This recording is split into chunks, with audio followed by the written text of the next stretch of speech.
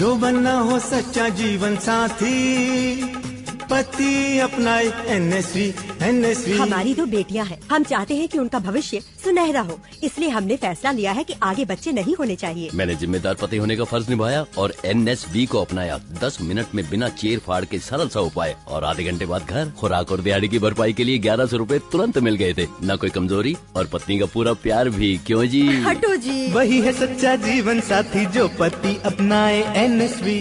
राष्ट्रीय स्वास्थ्य मिशन, स्वास्थ्य विभाग हरियाणा द्वारा जनहित में जारी।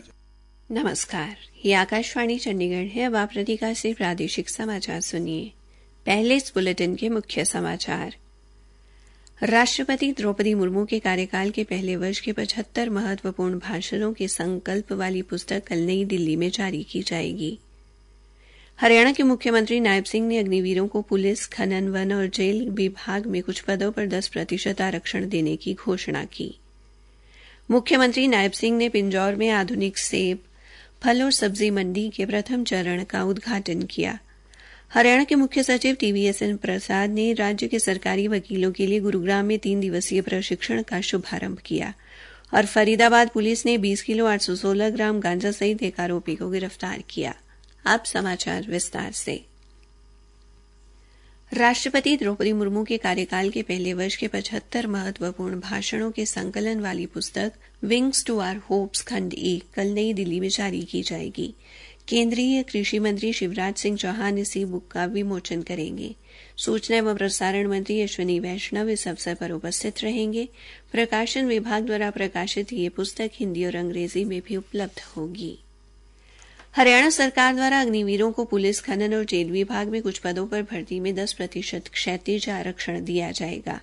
मुख्यमंत्री नायब सिंह ने आज चंडीगढ़ में एक पत्रकार वार्ता में एक घोषणा करते हुए कहा कि हरियाणा में constable, mining guard, forest guard, jail warden और SPO के पद पर सीधी भर्ती में अग्निवीरों को 10% आरक्षण दिया जाएगा। उन्होंने कहा कि अग्निवीरों को समूह घ की भर्ती में आयु में 3 वर्ष की छूट दी जाएगी।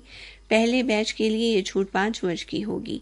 उन्होंने अग्निवीरों को समूह ख में 5% और समूह ग में 1% क्षैतिज आरक्षण दिए जाने की घोषणा भी की। मुख्यमंत्री ने कहा कि सरकारी विभागों, बोर्ड व निगमों में तैनाती चाहने वाले अग्निवीरों को मैट्रिक स्कोर में प्राथमिकता दी जाएगी। मुख्यमंत्री ने कहा कि अगर किसी औद्योगिक इकाई में अग्निवीर को 30,000 रुपए प्रति माह से ज्यादा वेतन दिया जाता है तो सरकार द्वारा उस औद्योगिक इकाई को 60,000 रुपए का वार्षिक अनुदान दिया जाएगा। इसके अलावा मुख्यमंत्री ने घोषणा भी की कि यदि कोई अग्निवीर अपना उद्यम स्थापित करेगा तो उसे 5 लाख रुपए तक का ब्याज रहित ऋण दिया जाएगा। अग्निवीरों को शस्त्र लाइसेंस प्राथमिकता के आधार पर दिया जाएगा। यदि किसी के साथ दुर्घटना हो जाती है तो भारत सरकार की सड़क परिवहन राजमार्ग योजना के तहत मुआवजा भी दिया जाएगा और मुफ्त इलाज कराया जाएगा। करगिल विजय दिवस की रजत जयंती के अवसर पर सशक्त सेना समृद्ध भारत के उद्देश्य से कन्याकुमारी से सियाचिन तक साइकिल यात्रा पर निकली आशा मालवीय आज चंडीगढ़ पहुंची। चंडीगढ़ स्थित राजभवन में हरियाणा के राज्यपाल बंडारू दत्तात्रेय ने एकल महिला साइकिलिस्ट का हौसला बढ़ाया और प्रशस्ति पत्र व स्मृति चिन्ह भेंट किया। मध्य प्रदेश के गांव नाटाराम की आशा मालवीय अब तक लगभग 3400 किलोमीटर की साइकिल यात्रा पूरी कर चुकी है। इससे पहले आशा मालवीय पिछले साल संपूर्ण भारत में 26,000 किलोमीटर की एकल महिला साइकिल यात्रा महिला सुरक्षा, महिला सशक्तिकरण के उद्देश्य से कर चुकी हैं। पूर्व यात्रा के समय भी राज्यपाल ने आशा मालवीय को प्रशस्ति पत्र प्रदान कर उसका हौसला बढ़ाया था। मुख्यमंत्री नायब सिंह सैनी ने आज पिंजौर में आधुनिक सेब, फल और सब्जी मंडी के प्रथम चरण का उद्घाटन किया। इस अवसर पर हरियाणा विधानसभा के अध्यक्ष ज्ञानचंद गुप्ता, कृषि मंत्री कंवरपाल गुर्जर, महापौर कुलभूषण गोयल, पूर्व विधायक लतिका शर्मा सहित कई गणमान्य व्यक्ति उपस्थित रहे। इस अवसर पर मुख्यमंत्री ने अपने संबोधन में कहा कि हरियाणा की सबसे बड़ी मंडी का उद्घाटन हमारे लिए गर्व की बात है।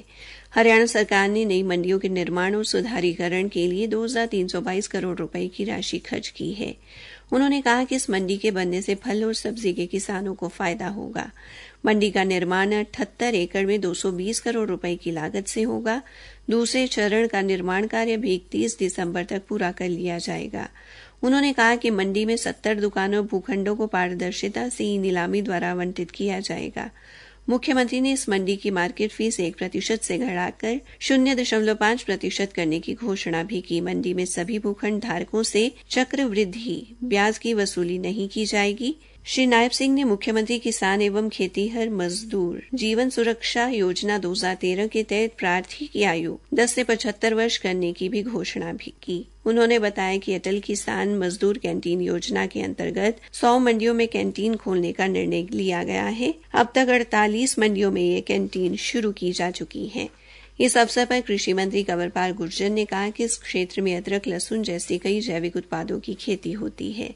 इससे न केवल फलों को बल्कि सब्जियों सहित अन्य उत्पादों को भी एक नई पहचान मिलेगी। इस अवसर पर विधानसभा अध्यक्ष ज्ञानचंद गुप्ता ने कहा कि ये एक अति आधुनिक मंडी बनने जा रही है। इसके अंदर कोल्ड स्टोरेज की चेन है, यहाँ पर सेबों को रखा जा सकता है।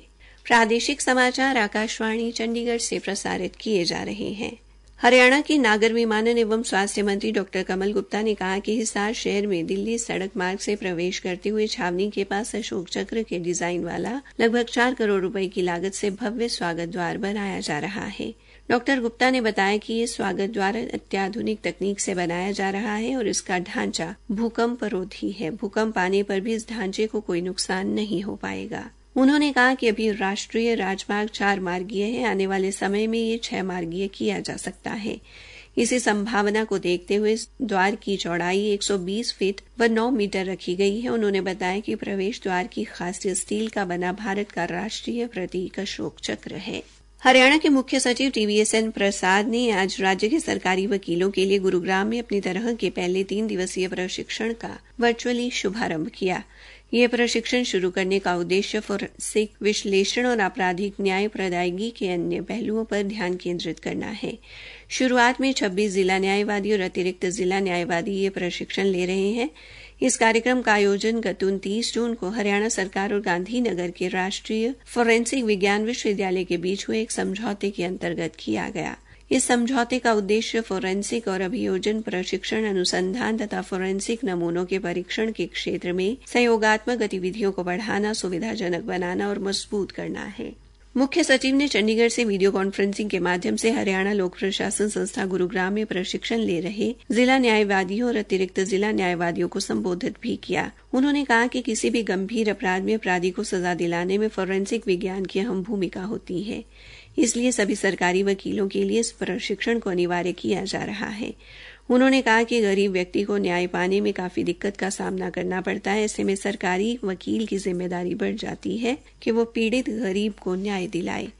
श्री प्रसाद ने संस्था के महानिदेशक की नेशनल फोरेंसिक साइंस यूनिवर्सिटी के साथ मिलकर एक मानक पाठ्यक्रम तैयार करने के निर्देश दिए। संस्था की महानिदेशक सुश्री चंद्रलेखा मुखर्जी ने कहा कि इस 3 दिवसीय प्रशिक्षण के दौरान विशेषज्ञों द्वारा कई गंभीर विषयों पर चर्चा की जाएगी, जिसमें अपराध का पता लगाने में जैविक साक्ष्य, साइबर अपराध और फोरेंसिक में हाल के रुझान, घटनास्थल प्रबंधन, आग्नेय शस्त्रों से जुड़े अपराध, सड़क दुर्घटना की जांच, दस्तावेज जांच और स्वीकार्यता तथा फोरेंसिक मनोविज्ञान की भूमिका शामिल है।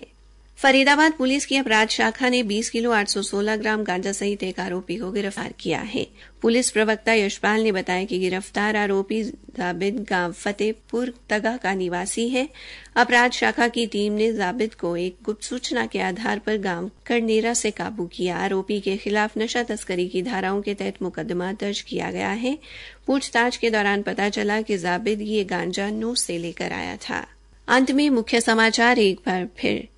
राष्ट्रपति द्रौपदी मुर्मू के कार्यकाल के पहले वर्ष के 75 महत्वपूर्ण भाषणों के संकलन वाली पुस्तक कल नई दिल्ली में जारी की जाएगी। हरियाणा के मुख्यमंत्री नायब सिंह ने अग्निवीरों को पुलिस, खनन, वन और जेल विभाग में कुछ पदों पर 10% आरक्षण देने की घोषणा की। इसी के साथ ये समाचार बुलेटिन समाप्त हुआ।